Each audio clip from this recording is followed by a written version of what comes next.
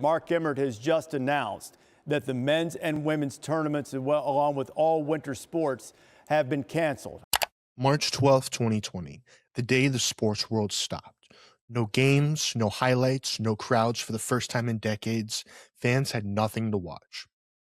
Sports fans needed something to fill that void, so they went back to something they hadn't thought about since they were kids: their cards.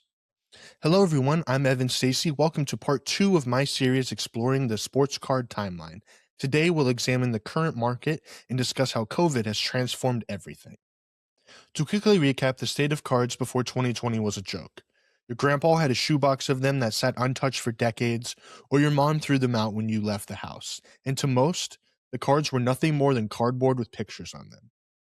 For about 20 years, the hobby was on life support. Prices had been relatively stagnant for years, and the community remained small. A legend like Babe Ruth might still attract some money, but the starting quarterback of your favorite NFL team, well, you're better off using him as basement decor. Then the world stopped. Everything shut down. No events, no sports, and no reason to leave your house. So sports fans opened the box that had been collecting dust for years to connect again. eBay searches for cards surged by hundreds, seemingly overnight. People were buying cards in a panic, like toilet paper, except the toilet paper sometimes had a LeBron rookie on it. People were now becoming investors rather than collectors. Most people at home didn't have anything better to do, started looking at their cards from the past, started getting back into it. So a lot of people who had quit collecting got back into actually collecting.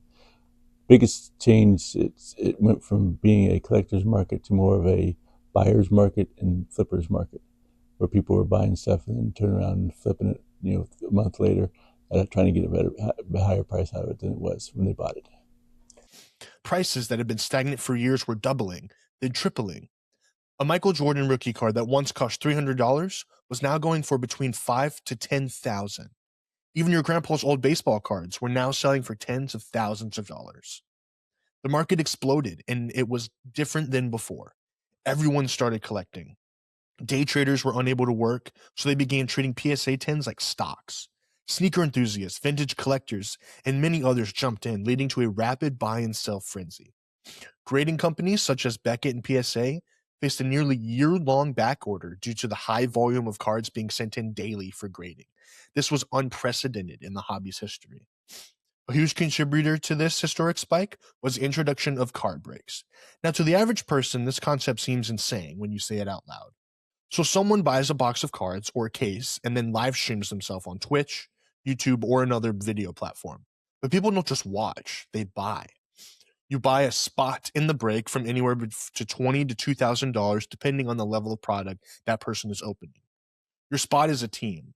So for example, if someone opens a box of 2003 basketball cards, people would pay top dollar to be the holder of the Cleveland Cavaliers and hope that that person pulls a LeBron James rookie card.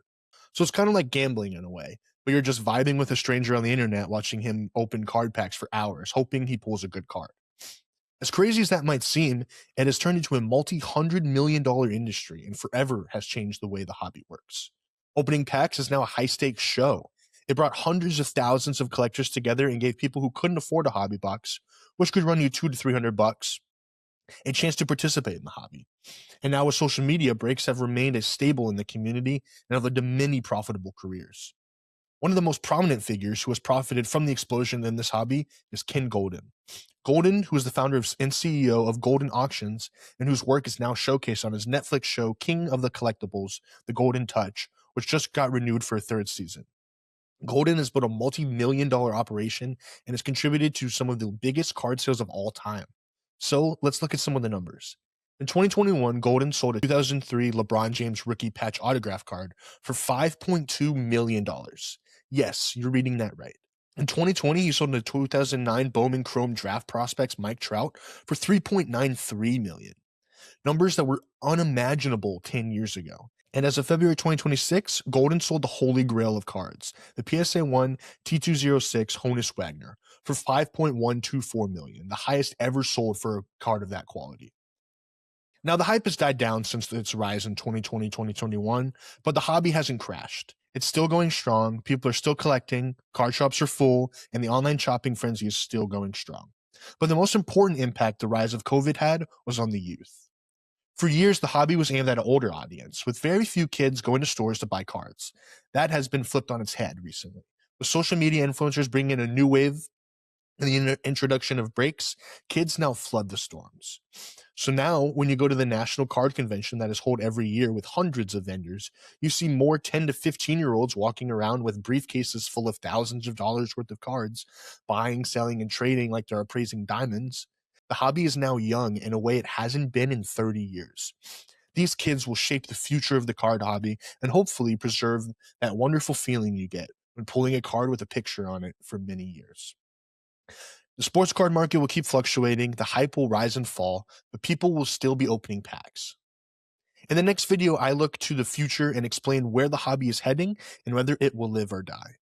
Thank you all for watching. I hope you guys enjoyed, and I will see you in the next one.